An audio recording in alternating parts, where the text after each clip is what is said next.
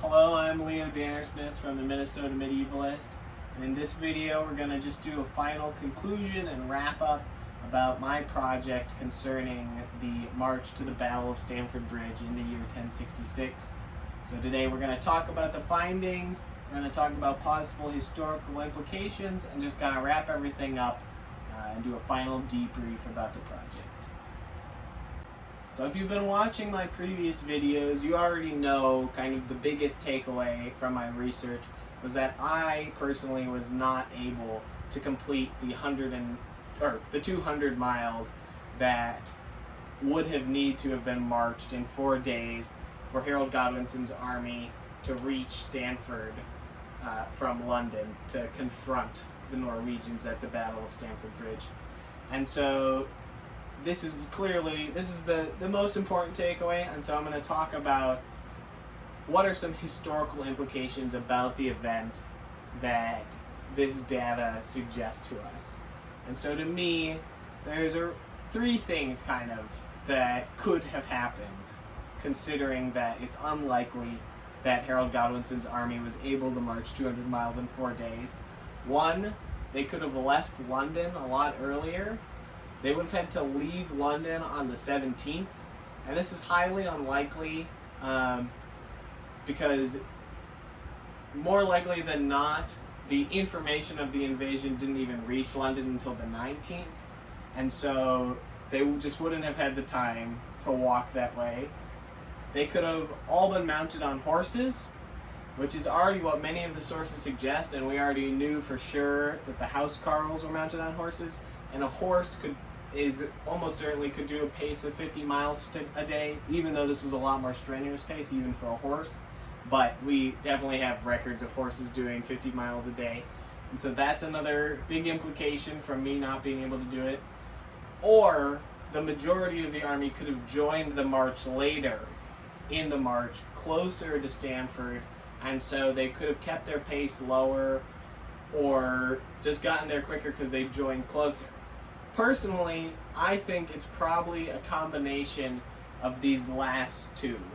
I think that King Harold, as soon as he heard about the invasion, he left London with his army, with everybody he had who was mounted, and along the way, more people joined his army, halfway there, a quarter of the way there. Most of them were probably also on horses, but there might have been a few amongst them who were on foot, but only had to march for like a day to get to the battle. And so I think that what most historians already believed about this event, that the majority of people were on horses during it, was probably true. And my evidence just provides another viewpoint and another shoring up of the historiographical record of this event. And so I really think one of the big takeaways from my research is that it probably wasn't done on foot.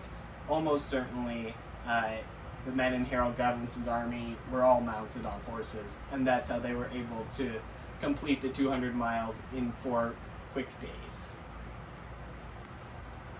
So the second part of my research was the fights that I did against historical European martial arts practitioners before and after my march. And so even though I didn't finish the 200-mile march that it would have taken to get to Stamford Bridge, this is still important data about the effects of marching long distances in 11th century armor on your ability to fight with 11th century weapons. And so there was actually some really interesting finds. On the first day, out of the 10 bouts, on average, or out of the 6 bouts, my bad, on average I scored 4.5 points. The second day, on average, I scored 4.8 points. And so there's a lot of, there's a pretty large margin of error here, luck, other conditions could have effect, but it's pretty clear that marching in 11th century armor before fighting doesn't have a really large detriment to your combat abilities in one-on-one bouts. It doesn't really affect your technique. Enough of it is of a mental game that your skill level can remain pretty much the same in a one-on-one scenario.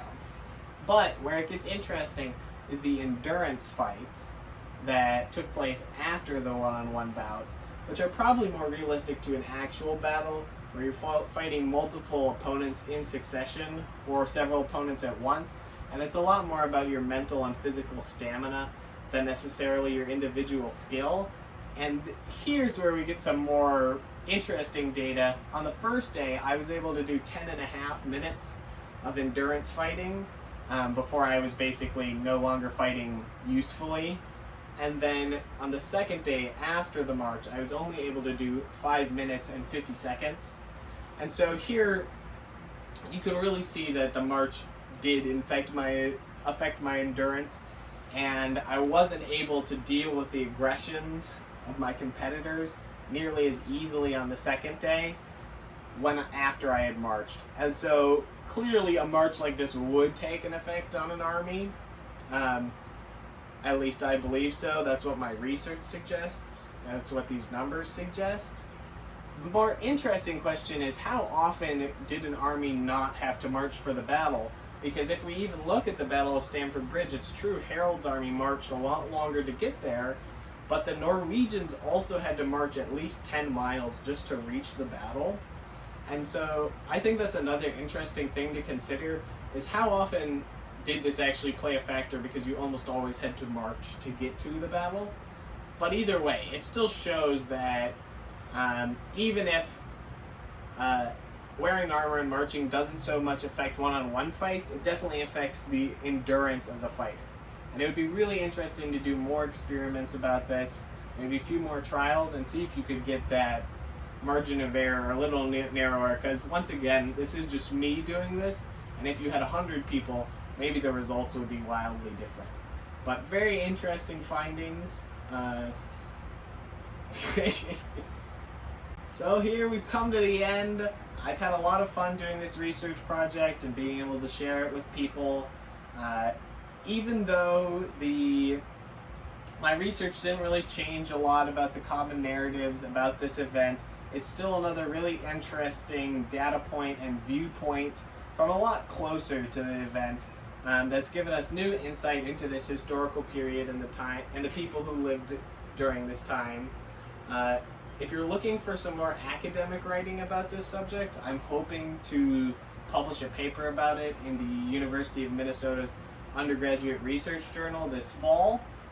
Maybe I'll post a link on some of the videos or something then if I manage to get it published. If you're looking for the more details, and you can see some of my charts and data and stuff.